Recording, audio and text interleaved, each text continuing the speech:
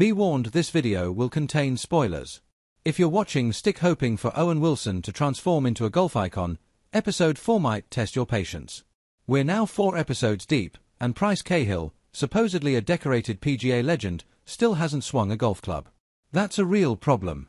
If the audience is meant to buy into the idea that this man once dominated the PGA Tour, we need to see it. Even Happy Gilmore gave us a signature swing. Without any on-screen proof of his golfing prowess, Pryce's legacy feels more like a rumor than a reality. And let's be honest, Wilson's performance as Pryce doesn't do much to elevate that illusion.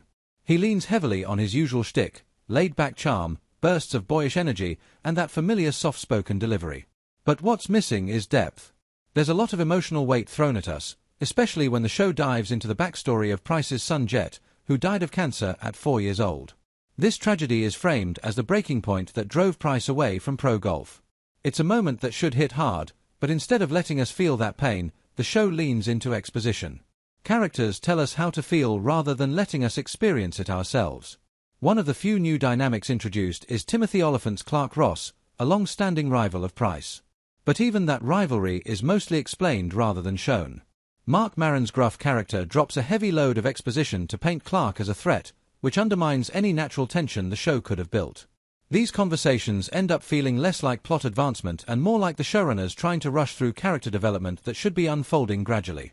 And that generational conflict? It's turning into a full-blown lecture series. Zero, played by Lily Kay, doesn't have dialogue so much as monologues about everything from climate change to emotional boundaries. It's not that her character shouldn't challenge the older generation, that's clearly the point, but every scene she's in turns into a lesson plan. When she's not debating meat grilling methods, she's calling out Pryce for trying to apologize to Santi, accusing him of emotional manipulation. There's no room for complexity, just moral absolutism. And it's making her hard to root for. Santi, who was initially introduced as an interesting contradiction, a golf prodigy who hates golf, starts to fall flat the moment he falls under Zero's spell. Within an episode, he's basically parroting her beliefs, even though they've had maybe 2 real conversations. Instead of organically developing his own path or deepening his connection with Pryce, Santi becomes another mouthpiece for Zero's ideology. It's jarring and undermines the mentorship arc that felt like it could have been the emotional core of the show.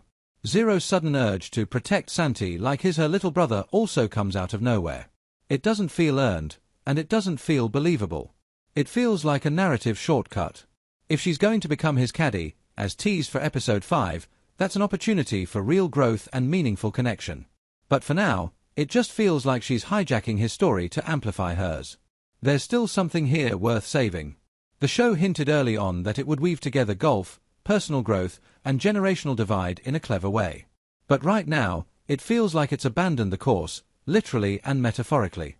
With PGA stars like Collin Morikawa and Max Homa in the trailer, it's fair to say viewers expected more time spent actually playing the game. Instead, we're stuck in a whirlpool of lectures, mopey flashbacks, and characters who feel more like symbols than people. So what do you think? Has Stick lost its swing, or does episode 4 just mark a detour before things get back on track? Drop your thoughts in the comments. Are you connecting with the character dynamics, or are you also frustrated by the lack of actual golf and depth? Let's talk about it.